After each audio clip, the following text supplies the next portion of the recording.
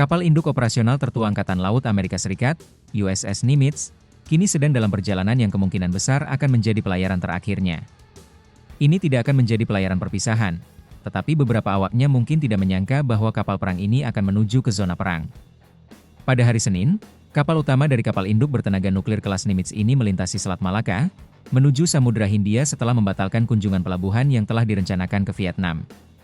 Saat ini dilaporkan bahwa USS Nimitz sedang menuju ke Timur Tengah dan kemungkinan akan bergabung dengan USS Carl Vinson, yang telah beroperasi di wilayah tersebut sejak awal musim semi ini.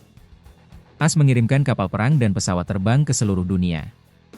USS Carl Vinson, kapal induk kelas Nimitz ketiga yang dibuat untuk Angkatan Laut AS, kini beroperasi di Laut Arab, sehingga menimbulkan spekulasi bahwa Amerika Serikat dapat mendukung operasi tempur Israel yang sedang berlangsung melawan Iran. Pada hari Jumat, lebih dari 200 pesawat Israel melakukan serangkaian serangan besar-besaran ke berbagai target di seluruh Republik Islam untuk melumpuhkan program nuklir Teheran. Pada saat yang sama, beberapa pejabat senior militer Iran dan ilmuwan atom juga menjadi sasaran dan terbunuh. Selain mengerahkan kapal induk ke Timur Tengah, Angkatan Udara Amerika Serikat telah mengerahkan sekitar 30 pesawat pengisian bahan bakar udara KC-135R dan KC-46A ke Eropa. Ada spekulasi bahwa pesawat-pesawat tanker tersebut dapat diposisikan di Eropa untuk mendukung operasi Singa Bangkit Israel, tetapi juga bahwa konflik di Timur Tengah dapat meningkat dengan AS yang sedang bersiap untuk menyerang Iran. AS telah menempatkan setidaknya 6 pesawat pengebom Northrop B-2 Spirit di Diego Garcia di Samudra Hindia. Belum ada indikasi bahwa pesawat pengebom lain dapat dikerahkan ke Eropa. Namun, Boeing B-52 Stratofortress telah mempertahankan kehadirannya secara teratur di wilayah tersebut. Pengerahan USS Nimitz, yang dinamai sesuai nama Laksamana Angkatan Laut AS pada Perang Dunia Kedua, Chester Nimitz, bertepatan dengan ulang tahun ke-50 penugasannya pada tahun 1975.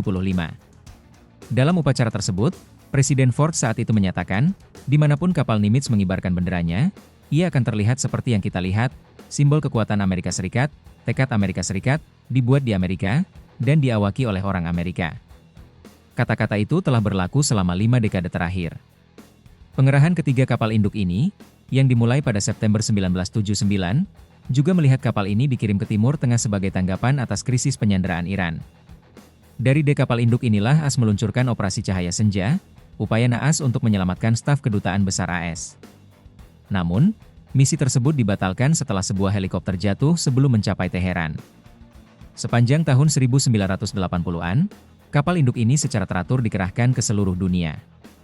Pada tahun 1988, kapal ini memberikan keamanan di lepas pantai Korea Selatan selama Olimpiade Seoul. Pada tahun 2003, selama pengerahan operasionalnya yang ke-11, USS Nimitz ikut serta dalam operasi kebebasan Irak, meluncurkan pesawat carrier Air Wing 11 lebih dari 11 kali, dan Afghanistan untuk mendukung operasi kebebasan abadi. USS Nimitz diberi kesempatan untuk tampil dari dekat sebanyak 2 kali.